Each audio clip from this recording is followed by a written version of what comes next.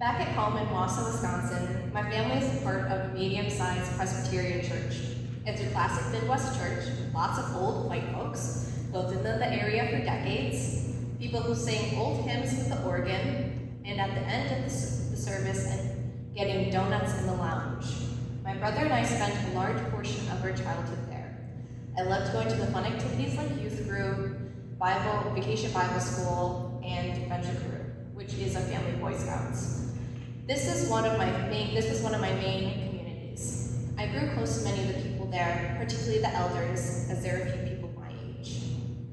Though I've had memorable experiences with the church, I never truly felt myself. My parents aren't very devoted Christians, so Sundays are hit and miss for attending service.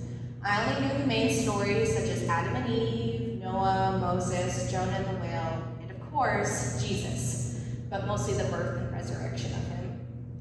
I never practiced Lent, only Christmas and Easter. The contrast was even more severe with my dad's Catholic family, so Thanksgiving was a little awkward when 40 people were reciting a long prayer doing the Father, Son, and Holy Spirit, and my brother and I were silent. Additionally, the church I grew up in did not have a specific political leaning. Some may think this was good as it didn't choose sides. In my experience, it actually made it worse. For instance, when people need guidance in understanding how to navigate police violence or abortion, we just didn't address it. Sermons would focus more on broad concepts. The most common was to spread the word. But what was the word? From what I've learned, it's converting indigenous peoples through cruel assimilation to become pure and civilized.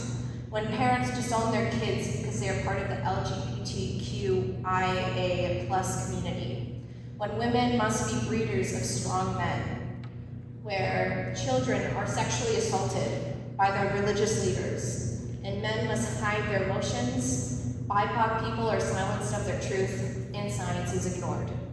With positives came this chaos. How could I belong in a place where I felt so afraid? I wrestled with my faith because of this, as well as the constant, is God even real if I've never met it?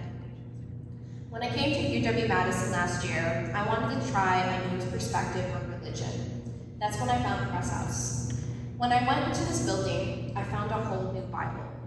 This one was not about oppression. It was about helping those who need it. This new Jesus did not discriminate. He loved and cared. This was a man who said, "Come sit at my table. I know you're suffering. So am I. That's okay. I love you no matter what. Want a piece of bread and some grape juice? It's delicious. Tell me about yourself.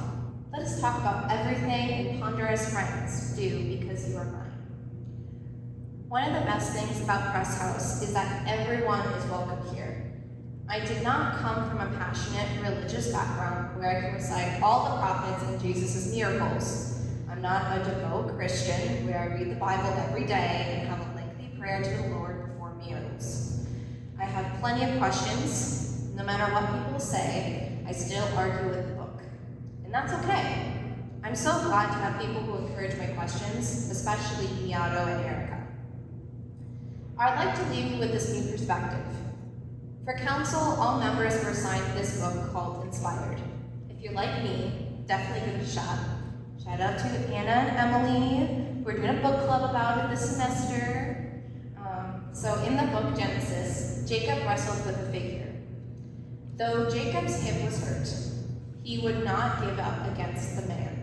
The man, who turned out to be God, stopped and told him, "You shall no longer be named Jacob, but Israel." Israel, he who wrestles with God. Wow. The Holy Land was built on the idea that no person is perfect, nor should be. We are messy humans who have this lovely brain that likes to think. God not only accepts the curious, but encourages it. It was that sentence that made me realize that being a follower of Jesus is not just about believing in the Bible, but always having second thoughts.